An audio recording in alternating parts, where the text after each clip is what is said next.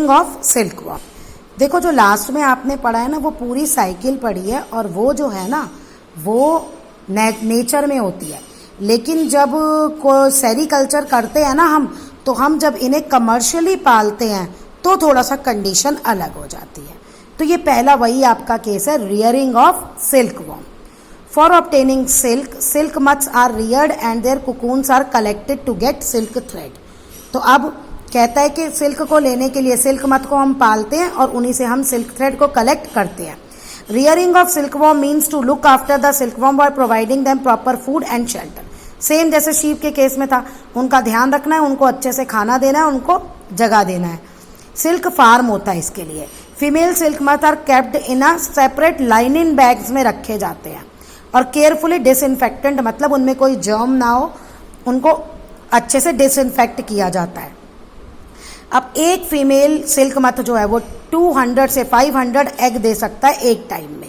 अब एग्स जो है एक परफोरेटेड मतलब होता है होल वाले, होल कार्ड बॉक्स में, नीचे बैम्बू ट्रे होती है, कार्ड बॉक्स जिसमें होल है, उसके नीचे बैम्बू ट्रे है, उसके अंदर उनको रखा जाता है, जहाँ पे उनको बिल्कुल साफ सुथरा हाइजीनिक और जितना उन्हें नेचर में टेम्परेचर और ह्यूमिडिटी चाहिए होती है, तो जो मलबरी ट्री पे उन्हें मिलती है वही वो उन्हें प्रोवाइड की जाती है।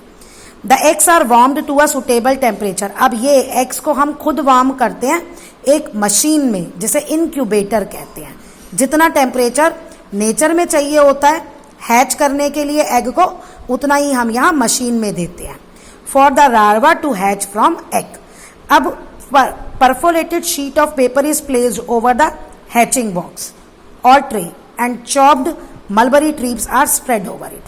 अब आपने जो है वो लोग क्या करते हैं, जो परफोरेटेड शीट्स होती है ना, उसको मैच बॉक्स या ट्रे को उस पर चॉप्ड मलबरी ट्रीज भी उसके ऊपर रख दे। ठीक है जी। परफोरेटेड जो उन्होंने शीट है उसको हैचिंग बॉक्स यानी जो इंक्यूबेटर में जो हैचिंग बॉक्स है उसके ऊपर रख दिया, ट्रे के ऊपर, और उसके ऊपर मलबरी ट्री लीव्स भी डाल दी। जब लार्वा एग से बाहर आता है तो वो ये मलबरी ट्रीज की लीव्स को खाते हैं। दे ईट डे एंड नाइट, दिन रात वो खाते हैं और इंक्रीज एनॉर्मसली इन साइज, और बहुत बड़े हो जाते हैं साइज में। 25 to 30 डेज के बाद सिल्क वॉर्म ये लीव्स खाना बंद कर देते हैं and move to a tiny chamber of bamboo in the tray to spin cocoon. अब उसी में जो उनको बॉक्स है उसमें एक छोटा सा बैम्बू का चैम्बर बना हुआ है, वो उसमें मूव कर जाते हैं और वहाँ पे वो क्या बनाते हैं, cocoons.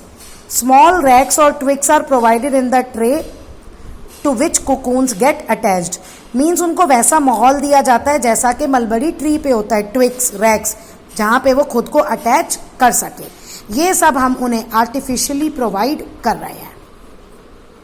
Silkworm completes it's cocoon which is about 4 centimetre long. एक कोकून 4 सेंटीमीटर के करीब लंबा होता है। In about 5 days by producing about, और एक कोकून से देखो कितना लंबा हमें सिल्क का धागा मिल सकता है, 600 to 12 metres. During the period of spinning its cocoon, silkworm is transformed into pupa. अब वो जब कोकून बना रहा होता है तो कोकून के बाद कौन सी स्टेज आती है, प्यूपा की। अब पहले और इसमें डिफरेंस क्या था, पहला नेचर में अपने आप हो रहा था और ये खुद हम उन्हें थ्रू मशीन्स और वो इन्वायरमेंट प्रोवाइड कर रहे हैं थ्रू मशीन्स सिल्क वॉर्म को रेयर करने के लिए। फ्रॉम कोकून टू सिल्क, यानी अब कोकून्स जो आपने लास्ट में वो पिक्चर दिखाई थी जहाँ मैंने तुम्हें बोला भी था कि वहाँ से अब हम ये शुरू करेंगे।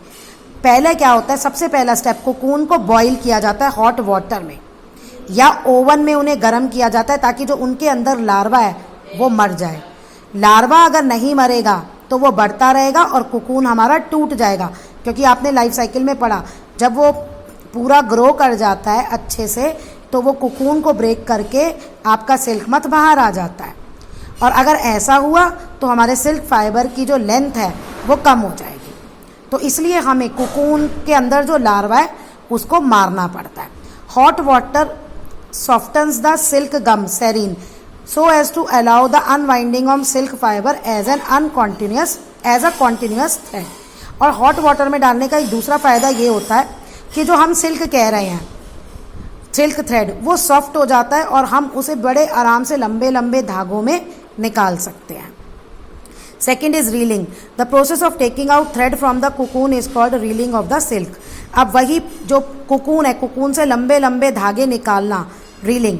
रीलिंग एक मशीन से की जाती है विच अनवाइंड द थ्रेड और fibres of silk from cocoon, जो कुकून से इन पूरे फाइबर्स को निकाल लेता है। The fibre of cocoon are too fine and delicate to handle, बहुत पतला होता है और डेलिकेट होता है। तो many of them 3 to 10 filaments are reeled together to yield a stronger thread.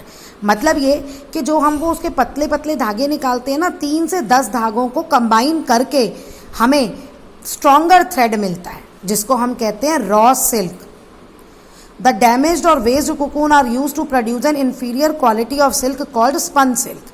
अब जो हमारा ये रीलिंग करने में जो हमारा थ्रेड सिल्क वेस्ट हो जाता है, तो उसको भी हम इंफीरियर क्वालिटी का सिल्क बनाने में यूज़ करते हैं और उसको हम कहते हैं स्पन सिल्क। यानी रॉ सिल्क अच्छी क्वालिटी का जहाँ पे थ्रेड लंबा लंबा है, लेकिन स्पन सिल्क इंफीरियर क्वालिटी का silk. Next is throwing. The raw silk is twisted to produce thrown silk. The process is called throwing.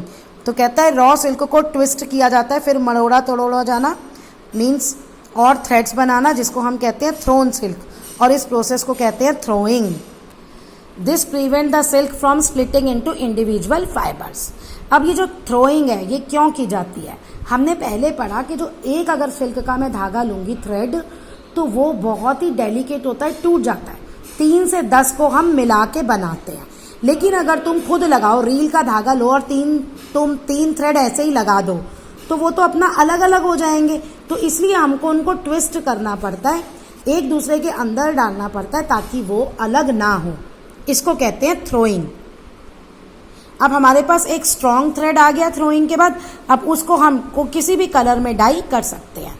Throne silk is then dyed for making colour fabrics. The dyed silk fibre and then spun into silk thread.